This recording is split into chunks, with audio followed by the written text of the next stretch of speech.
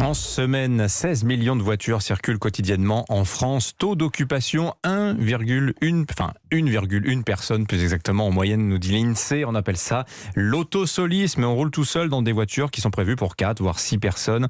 Ça se pratique massivement dans le trajet domicile-travail. Et si nous passions au covoiturage pour aller au boulot? Bonjour Adrien Taron. Bonjour Dimitri. Vous êtes le directeur général de BlaBlaCar Daily. C'est l'application dédiée de BlaBlaCar au covoiturage domicile-travail. Vous avez lancé ça en avril dernier. Ça fait des années que vous faites la promotion du covoiturage pour se rendre au travail. Et c'est en train de prendre apparemment à la vue de vos derniers chiffres. Oui, complètement. Là, très récemment, depuis début septembre jusqu'à aujourd'hui, on a plus que doublé le nombre de trajets faits en covoiturage domicile-travail sur BlaBlaCar Daily. On est à combien là, à peu près? Là, on est à plusieurs dizaines de milliers d'usagers tous les jours qui covoiturent au quotidien. C'est juste le tout début du potentiel, parce que comme vous l'avez mentionné, il y a 16 millions de voitures sur la route tous les jours, avec en général qu'une seule personne dedans. Qu'est-ce qui explique que, alors que le covoiturage s'est installé dans les mœurs des Français, ça coince sur le domicile-travail? Et qu'est-ce qui explique cette récente poussée selon vous, Adrien Taron? Oui, alors c'est très différent. BlaBlaCar, vous connaissez certainement, c'est les trajets ville à ville, soit en covoiturage, soit en bus, et ça existe depuis 15 ans. Il y a quelques années, on a lancé une application dédiée au covoiturage domicile-travail parce que c'est très très différent comme cas d'usage. Un exemple très simple, sur un trajet ville à ville, vous allez quasiment jamais voyager avec les mêmes personnes, alors que sur le domicile-travail, quand vous avez rencontré 1, 2, 3 personnes avec qui ça marche bien en termes d'horaire de discussion, vous allez vouloir répéter l'échange.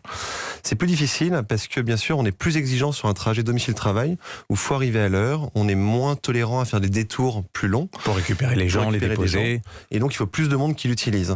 Un des facteurs qui explique son décollage maintenant, il y en a un petit peu deux. Il y a l'augmentation des prix de l'essence qui a vraiment permis à plein de gens de dire je m'y mets maintenant. Je voulais m'y mettre, mais là c'est vraiment le moment de m'y mettre. Et il y a des subventions d'entreprises ou de collectivités territoriales, notamment en Ile-de-France ou dans la région Pays de la Loire ou à Nice. Alors donnez-nous des chiffres justement, ça coûte combien quand on prend sa voiture tout seul et quels bénéfices, quels avantages on va avoir à prendre des personnes en covoiturage? Donc en France, le coût moyen de possession et d'usage d'une voiture, c'est entre 5 et 6 000 euros par an.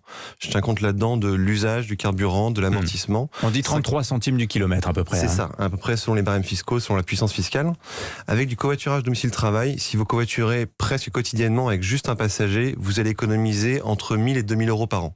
Donc c'est très significatif, c'est quand même sur une vision annuelle, 1 000 à 2 000 euros, c'est énorme en changeant très très peu ses habitudes, juste en prenant une passagère de temps en temps. Oui, parce que le covoituré, rappelons-le, paye sa place, il participe au financement. Le covoituré paye une partie de sa place sur le domicile-travail. Donc si je prends typiquement Nice Métropole, ils vont venir subventionner le covoiturage domicile-travail pour que la conductrice touche entre 2 et 5 euros par covoituré et que le covoituré ne paye que 50 centimes. Donc c'est très intéressant à la fois pour les personnes qui sont au volant et pour les personnes qui sont passagers. Donc je résume, j'ai une voiture, je décide de prendre des gens en covoiturage, ils vont eux individuellement participer au trajet, plus il va y avoir de monde dans la voiture, moins chacun paiera, et en plus de ça je reçois des aides publiques, ça c'est intéressant. Ça annule pratiquement le coût d'usage de la voiture. Alors, plus rarement dans la voiture, les passagers payent tous le même prix individuellement. Mais vous, en tant que conducteur, vous allez économiser plus d'argent. Vous allez toujours être dans l'économie, dans du partage de frais. Vous n'allez pas gagner d'argent avec du covoiturage, mais ça permet de venir vraiment amortir le prix d'usage de la voiture. Et comme je le mentionnais, d'atterrir très vite à 120 euros par mois, 1 000, 2 000 euros par an. Donc ça me fait le plein de la voiture pratiquement. Ça fait complètement le plein de la voiture. Et c'est pour ça que dans le contexte actuel, c'est quand même un moyen dont tout le monde peut se saisir dès demain, dès la semaine prochaine pour commencer à covoiturer et alléger sa facture. Bon, BlaBlaCar Daily, ce sont des applications, donc il y a beaucoup de données, il y a beaucoup de data. On se rend compte que les gens prennent la voiture pour aller travailler au-delà de 10-15 km. Quand en fait on ne peut pas le faire en vélo parce qu'on voit aussi la percée du vélo.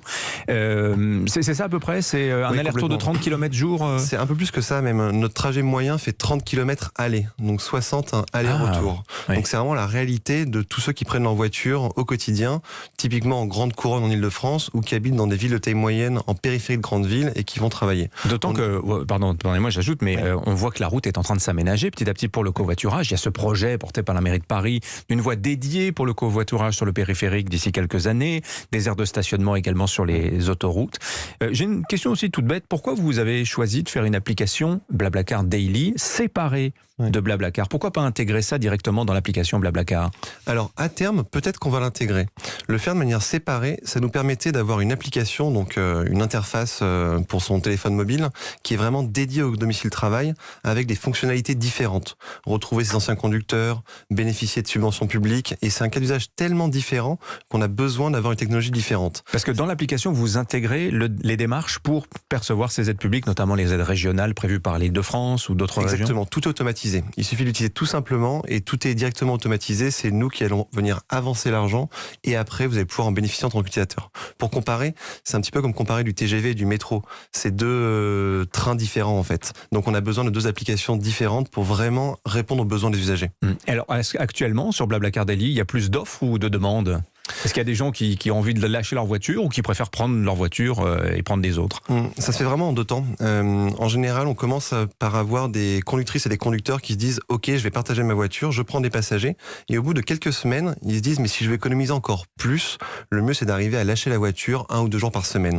Et qui donc passent de conducteurs à passagers pour vraiment économiser encore plus. Aujourd'hui, c'est assez équilibré. Et dans les deux cas, passagers ou conducteurs, dans l'immense majorité des cas, vous allez trouver des covoitureurs avec qui partager. Blablacar en général, 100 millions de membres dans 22 pays. C'est 20 millions en France, c'est-à-dire qu'il y a pratiquement un Français sur 3 qui est inscrit. Il y a encore un potentiel de développement pour vous pensez ?